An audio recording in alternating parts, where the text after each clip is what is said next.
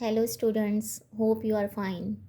Today I explain the topic respiration from book International Lower Secondary Science of class 8. Respiration and circulation.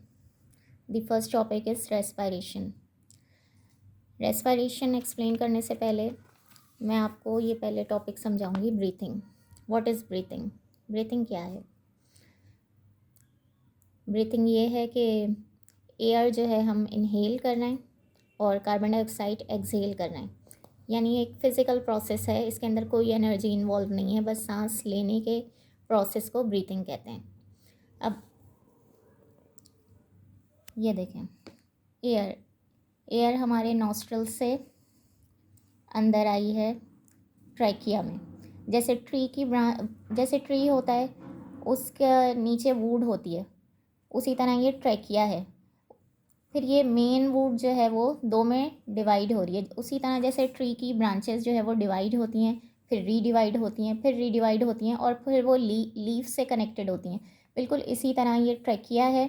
Trachea आके पहले दो में divide हो रहा है. इस डिवीज़न को कहते हैं ब्रोंकाई. अब ये ब्रोंकाई जो है वो मज़ीद ब्रांचेस में डिवाइड होता जा रहा है. इसको कहते हैं ब्रोंक्यूल्स. अब ये ईच ब्रोंक्यूल्स जो है वो सबसे आखिर में आके एक बलून लाइक या एक सर्कल लाइक जो है वो स्ट्रक्चर में आके ओपन होता है. इसे कहते हैं एल्वोलाई. अब ये माइक्रोस्कोपिक होते हैं. ये एल्वोलाई हमें ऐसे नज़र नहीं आएंगे कि लंग्स खोल दिए तो एल्वोलाई सामने नज़र आ रहे हैं. ये बहुत छोटे होते हैं. अब इन एल्वोलाई के अंदर क्या होती हैं? ब्लड कैपिलरीज होती हैं. छोटी छोटी बिल्कुल बारीक बारीक ब्लड कैपिलरीज होती हैं. यहाँ पे एक्सचेंज ऑफ गैसेस, जो गैसेस एक्सचेंज होती हैं, ये हमने जो ऑक्सीजन यहाँ से लिया है ये यहाँ आके डिफ्यूज़ हो जाएगा और पूरी बॉडी से जो है वो कार्बन डाइऑक्साइड जो है वो यहाँ पर आके दोबारा से रिटर्न हो जाएगी और ये हम सांस के ज़रिए कार्बन डाइऑक्साइड बाहर निकाल देते हैं. ये प्रोसेस कहलाता है सिंपल एयर को इनहेल करना और कार्बन डाइऑक्साइड को एक्सहेल करना बॉडी से. ये सिंपल प्रोसेस कहलाता है ब्रीथिंग. ये यहाँ ब्रीथिंग जो है वो डिस्कस किया हुआ है पूरा, यहाँ पे भी. अब हम ये रेस्पिरेशन देखते हैं. What is respiration? रेस्पिरेशन जो है वो पूरा मैकेनिज़्म है. ब्रीथिंग क्या है? सिंपल फिज़िकल प्रोसेस है, लेकिन रेस्पिरेशन पूरा मैकेनिज़्म है. यहाँ इस बुक में बहुत ब्रीफली जो है वो एक्सप्लेन किया हुआ है. The process by which energy is release from glucose और other food molecules in the cell. अब जो सेल के अंदर रेस्पिरेशन हो रही है उसे कहते हैं सेलुलर रेस्पिरेशन. अब ये सेल के अंदर जो है वो ऑक्सीजन कहाँ से आ गया, ग्लूकोज कहाँ से आ गया, अब इसके लिए हम यहाँ देखेंगे. सेल के अंदर ग्लूकोज कहाँ से आया? आपने जो है वो फूड खाया. फूड जो है वो डाइजेस्टिव सिस्टम से पूरा जो है वो डाइजेस्ट होता है. फूड के अंदर आपको पता है फैट्स भी हैं, प्रोटीन्स भी हैं, कार्बोहाइड्रेट्स भी हैं, मिनरल्स भी हैं. अब जो कार्बोहाइड्रेट्स जब बिल्कुल डाइजेस्ट हो जाते हैं वो ग्लूकोज की फॉर्म में आ जाते हैं. अब ये ग्लूकोज जो है वो ब्लड के अंदर शामिल हो जाता है. ऐसे ही जो है हम अगर पूरा फूड खा लें, पूरा का पूरा फूड डायरेक्ट ब्लड में जो है वो शामिल नहीं हो सकता. उसके लिए क्या है, उसे छोटे छोटे मॉलिक्यूल्स में जो है वो डाइजेस्ट होना पड़ता है. उसे डाइजेस्टिव सिस्टम से पूरा गुजर के अब ये ग्लूकोज जो है वो ब्लड में आया और ब्लड से अब ये ग्लूकोज सेल के अंदर पेनिट्रेट हो गया. अब ग्लूकोज बहुत छोटा सा मॉलिक्यूल होता है, ये ईजिली जो है वो सेल के अंदर पेनिट्रेट हो जाता है. ये इतना बड़ा खाना जो हमने खाया ये डायरेक्ट सेल के अंदर नहीं आ सकता. ये सारे सिस्टम से गुजर के ग्लूकोज सेल के अंदर आए. अब ऑक्सीजन कहाँ से आया? जब हमने एयर से जो है वो इनहेल किया एयर को, लंग्स के अंदर आया, लंग्स से एल्वोलाई के अंदर आया. अब एल्वोलाई से ये जो हमने यहाँ तक प्रोसेस पढ़ा था ब्रीथिंग में,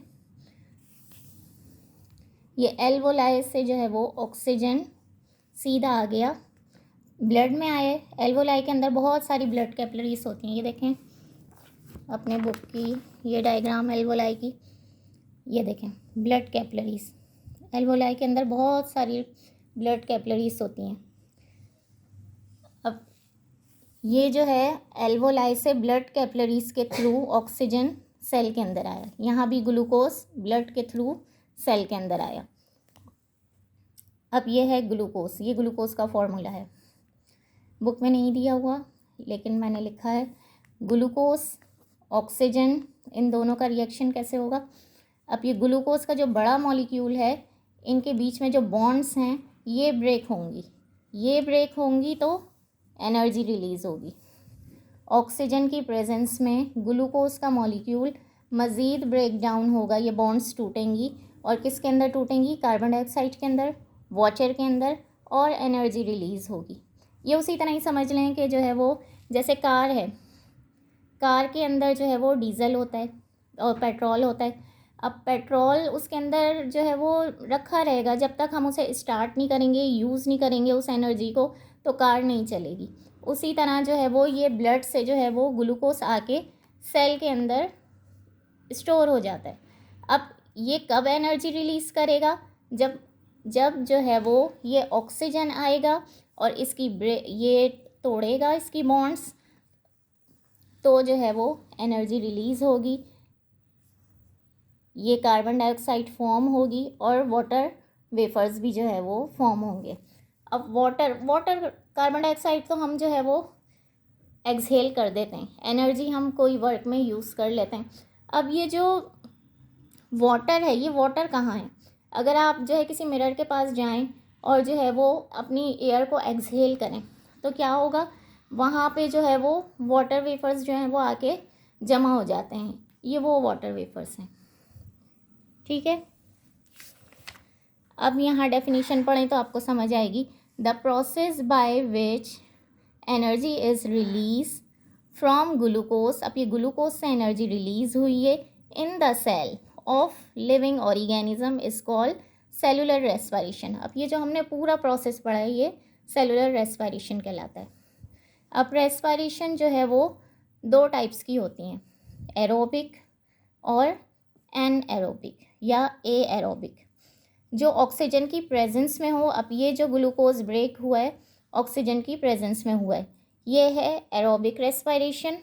इसके अलावा छोटे छोटे बैक्टीरियाज में और माइक्रोस्कोपिक ऑर्गेनिज्म में एक एएरोबिक एनएरोबिक यानी ऑक्सीजन की एब्सेंस में जो रेस्पिरेशन होती है वो एनएरोबिक कहलाती है।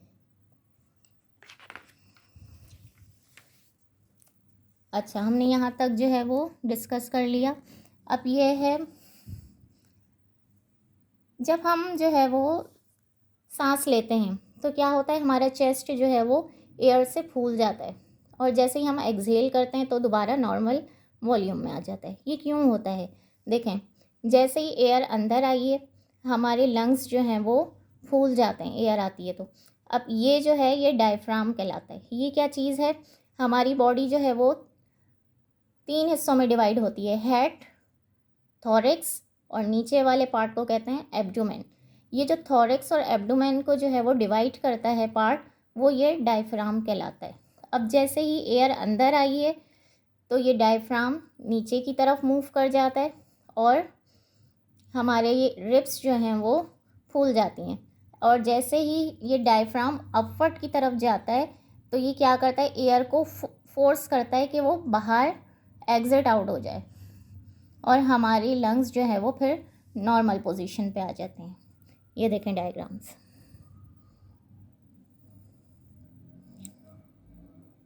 अच्छा, यहाँ कुछ डिजीज़ेस दी हुई हैं लंग्स की, एस्थमा, लंग कैंसर, बहुत सारी डिजीज़ेस हैं ये।